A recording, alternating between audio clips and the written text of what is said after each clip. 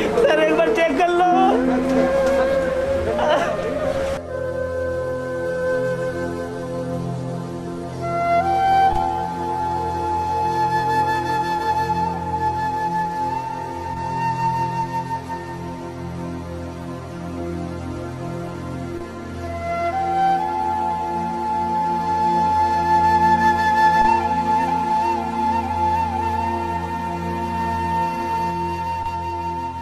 Corona में भी भूख तो लगेगी, पेट तो रोटी से ही भरेगा। जब नौकरी ही नहीं तो पैसा कहाँ से आएगा?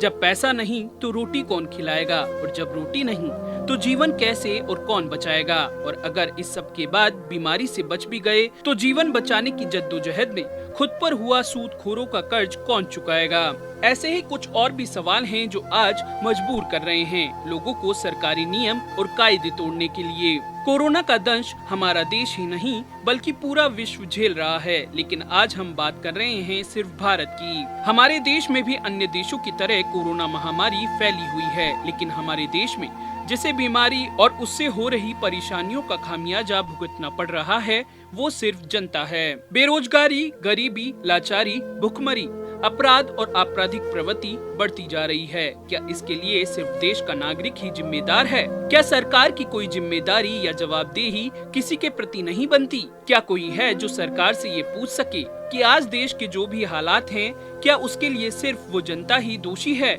जिसने अपने वोटों के दम पर राजनेताओं को सोने का सिंहासन दिलाया? आखिर क्या दोष है उस जनता का जिसने अपने अच्छे भविष्य के सपने देखे? क्या सिर्फ हर चीज के लिए जनता पर ही दोषारोपण किया जाता रहेगा? क्या कोई केंद्र और राज्य सरकारों से इन परिस्थितियों के लिए जवाब मांगने वाला है? या फिर क्या आज की परिस्थितियों में सिर्फ जनता ही हर बात, हर गलती, हर जुर्म के लिए जुर्माना भरेगी? चक्की के दो पाटों में पिसती जनता का आखिर कब तक सरकारें तेल निकालती रहेंगी? कब तक जनता दुधारू गाय की तरह राजनेताओं और पूंजीपतियों के लिए सिर्फ कमाई का जरिया बनी रहेगी?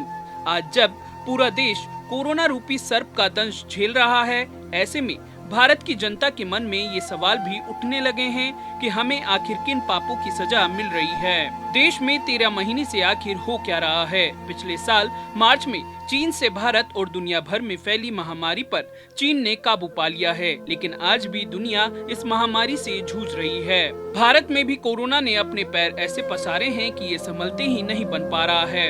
हर तरह की तकलीफों, बंदिशों और परेशानियों से जैसे तैसे अपनों का जीवन बचाते हुए लोग बद से बदतर जीवन जीने के लिए मजबूर हो रहे हैं। खाने को रोटी नहीं, रहने को घर नहीं, पीने को पानी नहीं, परिवार को चलाने के लिए पैसा नहीं, फिर भी लोग एक उम्मीद में जिए जा रहे हैं कि कभी तो अच्छे दिन आएंगे। क्या कोई बताएगा वो अच्छे दिन कब आएंगे? अगर एक तरफ मान भी लिया जाए कि सरकारें लोगों के हित की बात कर रही है, तो भी मास्क नहीं लगाने पर जुर्माना जनता भरे, बाजारों में सामान लेने सड़कों पर जाए तो नियमों के उल्लंघन का जुर्माना जनता भरे, अस्पतालों में मरीज भर्ती हो तो पैसा जनता भरे, अस्पतालों की कमियों से जनता जूझे, देश की अर्थव्यवस्था खराब हो तो उसकी भरपाई जनता से, पानी, बिजली और टेलीफोन और अन्य बिलों सहित खरीद फरोख्त में टैक्स का भुगतान जनता करे। ऐसे में जहन में कुछ सवाल आना अब लाजमी हो गया है कि आखिर कब तक मर मर के जीते रहेंगे लोग? कब तक सरकार के बनाए थोथे नियमों का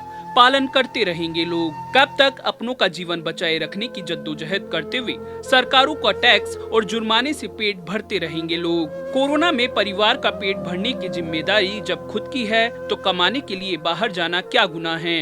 एक समाज सेवक ने जनता के पक्ष में सरकारों को ही आड़े हाथों लिया। उनके अनुसार अब सवाल ये उठता है कि इतना सब होने के बाद भी गलतियों और कमियों का खामियाजा या जुर्माना सिर्फ जनता ही क्यों भरे? अस्पतालों में बेड नहीं मिले तो, कोरोना जांच के लिए पर्याप्त संसाधन उपलब्ध न हो तो, मरीजों को जीवन रक्षक दवा नहीं मिले तो, अस्पतालों में ऑक्सीजन की कमी हो तो, महामारी में सरकारी सहायता आधी अधूरी मिले तो, मौत के बाद कब्रिस्तान में दफनाने की जगह न मिले तो, शमशान में जलाने को घंटों इंतजार करना पड़े फिर भी जगह न मिले तो, मृत्यु के बाद अगर जलाने के लिए लकड़ी या शवदाह न मिले तो सरकार कितना जुर्माना देगी? इन सारी अव्यवस्थाओं की स्थिति में सरकारों पर कितना जुर्माना लगना चाहिए, यह भी तय हो।